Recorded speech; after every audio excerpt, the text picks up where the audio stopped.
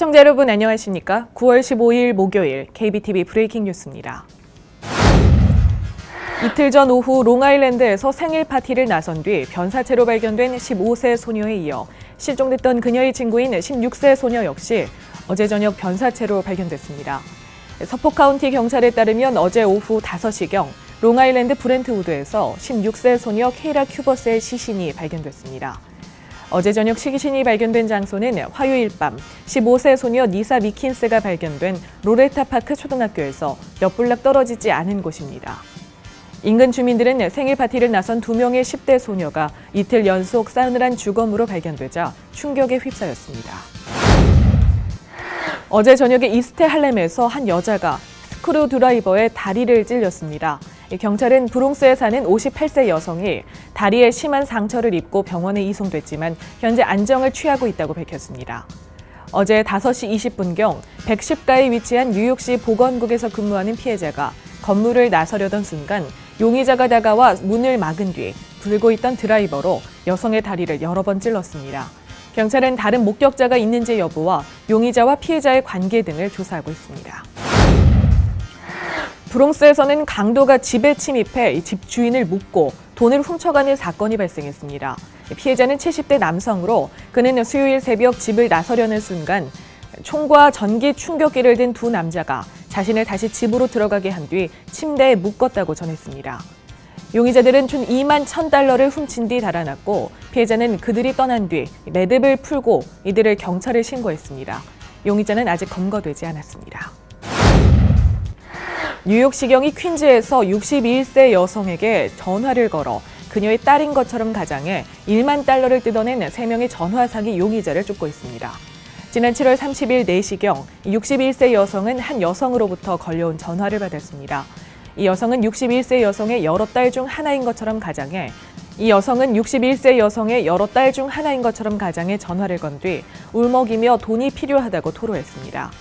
전화를 건 용의자 여성 옆에 또 다른 여성 용의자는 수화기로 자신이 그녀의 딸 친구라며 자신이 $10,000를 꿔준 뒤 아직 돌려받지 못했다고 밝힌 뒤 61세 여성이 이 빚을 대신 갚아달라고 요구했습니다.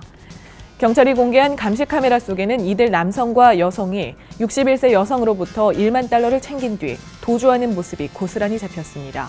경찰은 이 전화 사기 용의자인 백인 남성과 백인 여성을 공개 수배 중입니다. 뉴저지주 뉴브런즈윅에 위치한 럿거스 대학의 전원 공급이 어제 차단됐다가 오늘 아침 복구됐습니다. 쿡 앤 더글라스 캠퍼스는 오늘 아침 트위터를 통해 캠퍼스가 정상화됐다고 전했습니다. 럿거스 대학은 어제 갑자기 전기가 차단돼 일부 수업이 중단되고 건물들이 폐쇄된 상태였습니다. 캠퍼스 내 90개의 건물이 피해를 입었으며 이 중 39동은 기숙사 등의 주거 공간입니다. 대학 측은 아직 원인을 찾지 못했다고 밝혔지만 PSEG의 대변인은 대학의 네트워크 내의 내부 장비 문제일 가능성이 높다고 말했습니다. 할렘 브리지에서 어제 한 남성이 구조됐습니다. 경찰은 어제 오전 9시 반경 한 남자가 마콤댐 다리로 뛰어들려 한다는 신고를 받고 출동해 다리에 올라가 난간에 서 있는 남자를 발견하고 약 2시간여의 설득 끝에 남자가 에어백으로 내려오게 하는 데 성공했습니다. 뉴욕시 공립학교 최초로 성중립 화장실이 설치됩니다. 맨해튼에 위치한 라과디아 예술고등학교는 이번 주 내로 4개의 남학생 화장실을 다인용 성중립 화장실로 전환할 계획입니다. 그동안 1인용 화장실을 성중립 화장실로 지정한 경우는 있었지만 여러 명이 쓰는 성중립 화장실은 처음입니다. 시 교육국은 지난 수개월 동안 학생과 학부모들의 요청이 계속된 결과 학생들의 보다 편안한 화장실 사용을 위해 이같이 결정했다고 밝혔습니다. 성중립 화장실은 동성애 성전환 학생들이 자신의 성 정체성에 따라 이용할 수 있는 화장실입니다. 그동안 동성애 성전환 학생들은 화장실을 사용할 때마다 곤란을 겪고 있다는 고통을 호소해왔고 이에 뉴욕시의 경우 내년 1월부터 시 전역의 모든 1인용 화장실에 성중립 간판 부착이 의무화되는 등 화장실 성중립화 움직임이 커지고 있는 상황입니다.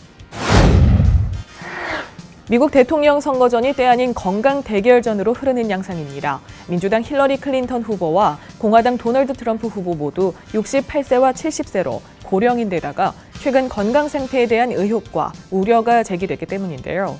이 두 후보 모두 건강검진 결과까지 내보이면서 내가 더 건강하다라는 경쟁에 나서고 있는 모습입니다. 클린턴 측은 어제 이쪽 분량의 주치 소견서를 공개했습니다.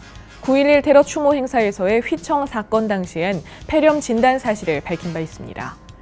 트럼프 후보는 어제 한 TV쇼에 출연해 지난주 주치 해럴드 본스타인 박사에게 받은 건강검진 결과를 공개하기도 했습니다. 뉴욕주 검찰이 공화당 대선 후보 도널드 트럼프와 관련해 불법 선거자금 후원 등 각종 의혹에 휩싸인 트럼프 재단에 대한 조사를 시작했습니다. 검찰은 트럼프가 이 재단을 통해 팸 본디 플로리다주 검찰총장에게 정치 후원금을 부적절하게 전달했다는 의혹과 관련해 재단이 자선단체 관련법을 위반했는지 여부를 확인하고 있다고 밝혔습니다. 워싱턴 포스트는 지난 2013년 트럼프가 본디 총장에게 2만 5천 달러의 정치 후원금을 전달했고 이 당시 본디 총장은 사기 혐의를 받고 있던 트럼프 대학에 대한 수사를 검토하고 있던 중이었다고 전했습니다. 지난 13일 민주당 의원들은 이 의혹과 관련해 공개 서한을 전달했는데 이 서한에는 후원금이 전달된 뒤 트럼프 대학에 대한 추가 조사가 중단됐다는 내용이 담겨 있습니다. 이에 대해 트럼프 측은 트럼프 재단 조사는 편파적이라고 비난하며 클린턴 재단을 둘러싼 의혹은 조사하지 않으면서 자신의 재단에만 수사가 진행되고 있다고 주장했습니다. 피츠버그 파이어리츠에서 활동하는 강정호 선수, 얼마 전 성폭행 혐의로 기소됐었는데요. 강정호 선수를 성폭행 가해자로 신고한 여성이 연락 두절돼 시카고 경찰이 수사에 난항을 겪고 있습니다. 시카고 경찰은 피해 여성에게 몇 가지 추가 질문을 하고자 연락을 했으나 응답하지 않는다고 밝혔습니다. 강정호는 지난 6월 17일 오후 10시 시카고 미시간 애비뉴의 한 호텔에서 데이트 애플리케이션으로 알게 된 여성과 만났고 이 여성은 12일 후인 29일 오후 9시에 성폭행 수사를 의뢰했습니다. 메이저리그 사무국은 정확한 수사 결과가 나올 때까지 강정호에게 어떠한 제재도 하지 않을 것이라는 입장이며 이에 강정호 선수는 정상적으로 메이저리그 경기에 나서고 있습니다. 구겐하임 미술관에 황금 변기가 등장해 화제를 모으고 있습니다. 구겐하임 미술관 측은 이탈리아 출신 예술가 마우리치오 카텔란이 만든 이 작품을 전시하고 관람객이 직접 이용할 수 있도록 했는데 이 황금 좌변기 형태인 이 작품의 이름은 아메리카입니다. 입장료를 내고 구겐하임 미술관을 찾은 관람객이라면 누구나 화장실에 들어가서 이 황금 변기를 직접 보고 이용할 수 있다고 합니다. 카텔라는 경제적 불평등에 영감을 받아 작품을 만들었다고 설명했습니다. 구겐하임 미술관은 매우 대담하고 발칙한 작품이라고 평하며 상위 1%만을 위한 사치스러운 제품을 대중들이 이용할 수 있도록 의도한 것이라고 말했습니다. 9월 15일 목요일 KBTV 브레이킹 뉴스 마칩니다.